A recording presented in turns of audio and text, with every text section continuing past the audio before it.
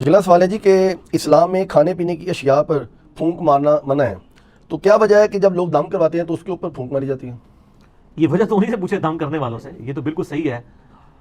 ابو داؤد کے اندر، سنن ابن ماجہ کے اندر صحیح سند کے ساتھ حدیث موجود ہے کہ نبی علیہ السلام نے کھانے پینے کی چیزوں میں پھونک مارنے سے منع فرمایا ہے. السلام علیکم ورحمۃ اللہ وبرکاتہ. کھڑے ہو کر کھانا یا پینا یہ منع ہے،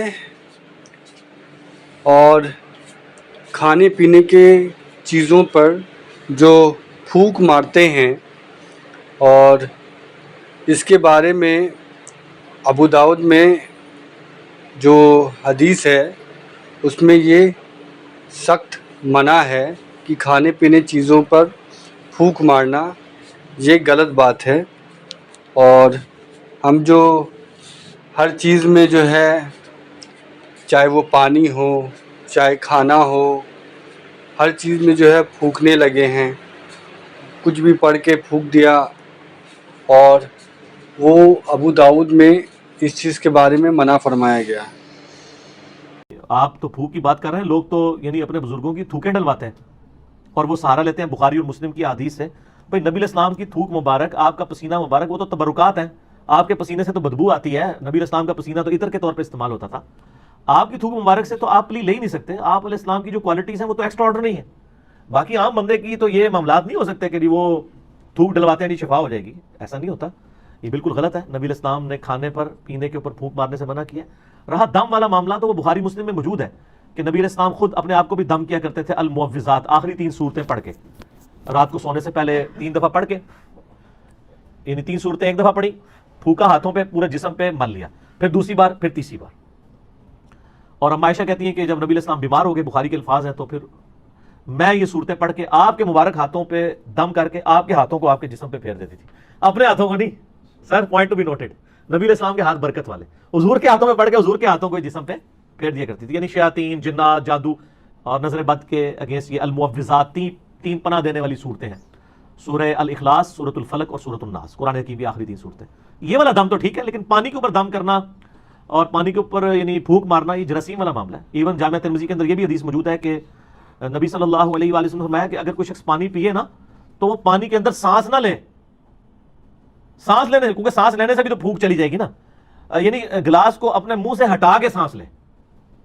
اور اسی حدیث کے اندر الفاظ ہیں، ایک صحابی کہتے ہیں کہ اگر پانی پیتے ہوئے اس میں کوئی تنکا آ جائے پھر میں کیا کراں؟ وہی سوال ہے نا. اور کیا عورتیں کیا بچوں کے لیے دودھ ابال کے دیتی ہیں نا، وہ ملائی ٹانے کے لیے پھونک مار دیتی ہیں. وہ صحابی نے بھی پوچھ لیا اسی حدیث کے اندر ابو داؤد ترمذی میں کہ آپ سے اگر تنکا آ جائے تو آپ میں تنکا نکال کے باہر کر، پھونک کیوں مارنی ہے؟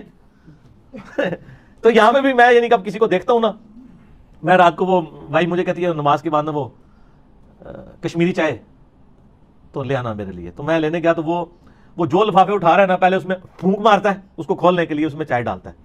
تو میں نے اس کو کہا یار یہ پھونک مارنا منع ہے، نبی علیہ السلام نے منع فرمایا. تم مطلب پھونک مارنی بھی ہے، آپ یعنی باہر ویسے پھونک مار لیں، اس کو لفافے کو کھولنے کے لیے پھونک مارنے کی ضرورت نہیں ہے. لفافہ ایسے کھولیں، اس میں چائے ڈال لیں.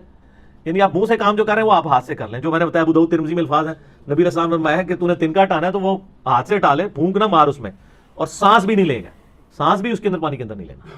ٹھیک ہو گیا؟ تو یہ پھونک مارنے والا غلط ہے. باقی جو دم والا معاملہ ہے، پانی کے اوپر آپ دم نہیں کریں گے، اپنے ہاتھوں کے اوپر دم کریں، وہ تو سنت ہے، وہ ٹھیک ہے. پانی وغیرہ کے اوپر، ان چیزوں کے اوپر نہیں کرنا چاہیے، کوئی ثابت نہیں ہے. اچھا جی، اگلا سوال یہ ہے کہ کیا کھڑے ہو کر پانی پینا یا کھانا کھانا جو ہے یہ طریقہ کیسا ہے، اور کیا یہ کافروں کا طریقہ ہے؟ کافروں کا طریقہ پہلے ہوتا تھا، ہماری ویڈیوز کے بعد اب مسلمانوں کا طریقہ بن چکا ہے.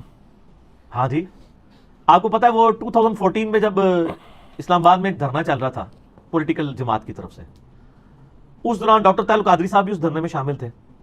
تو ڈاکٹر طاہر القادری صاحب دوائی استعمال کرتے تھے نا، تو اب تقریر کے دوران کوئی دوائی آ گئی یا ان کا گلا پکڑا ہوا تھا، کوئی وہ ساشے گھول کے یا جو شاندہ کسی نے دے دیا، تو وہ کھڑے ہو کے نا یوں پی رہے تھے. 2-3 بار جب انہوں نے پیا نا، تو ایک دن انہوں نے تقریر میں ان کو خیال آیا کہ میرے مرید کیا سوچتے ہوں گے کہ کھڑے ہو کے پانی پینا تو گناہ کا کام ہے.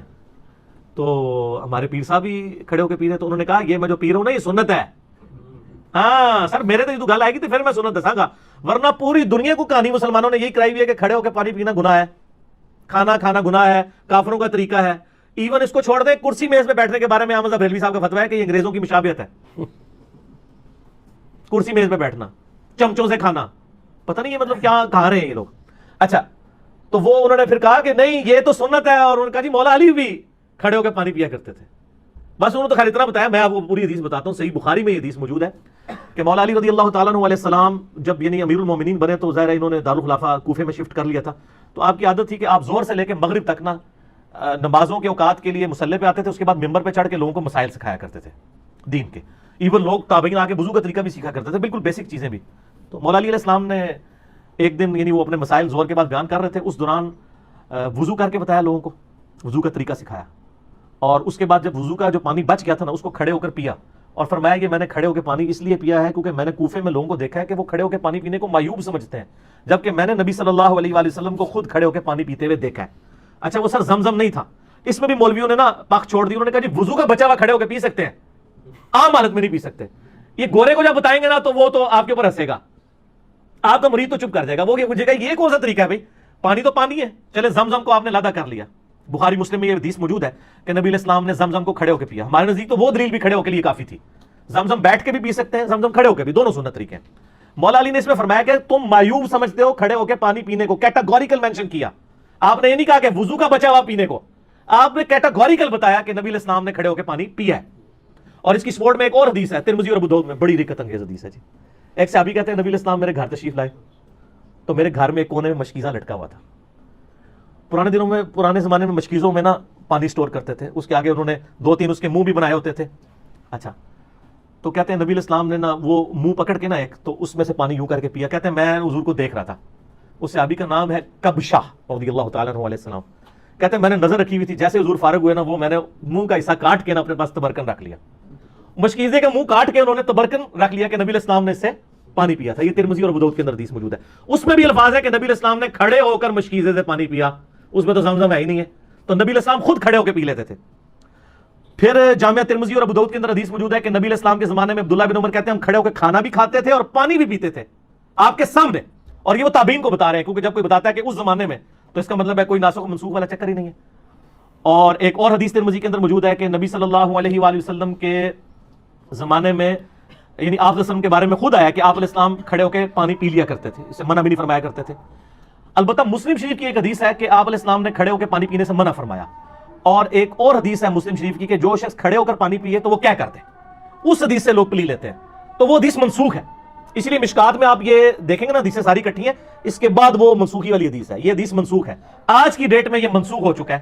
یعنی نبی علیہ السلام کا جو منع فرمانا تھا وہ منسوخ ہے. آپ نے خود کر کے بتایا، صحابہ کرام نے، عام صحابہ نہیں، امیر المومنین سیدنا علی نے، حضرت ابو بکر عمر عثمان تک بھی اگر کوئی حدیث چھپی ہوئی تھی تو حضرت علی کو تو پتہ ہی ہوگی نا، وہ تو ساروں کے ساتھ رہے ہیں. مولا علی نے اگر صحیح بخاری میں آتا ہے کھڑے ہو کے پانی پیا ہے، پھر بات تو کلیئر ہوگی کہ کھڑے ہو کے پانی پینا اور کھانا کھانا یہ سنت ہے، یہ خلاف سنت نہیں، کافروں کا طریقہ نہیں ہے.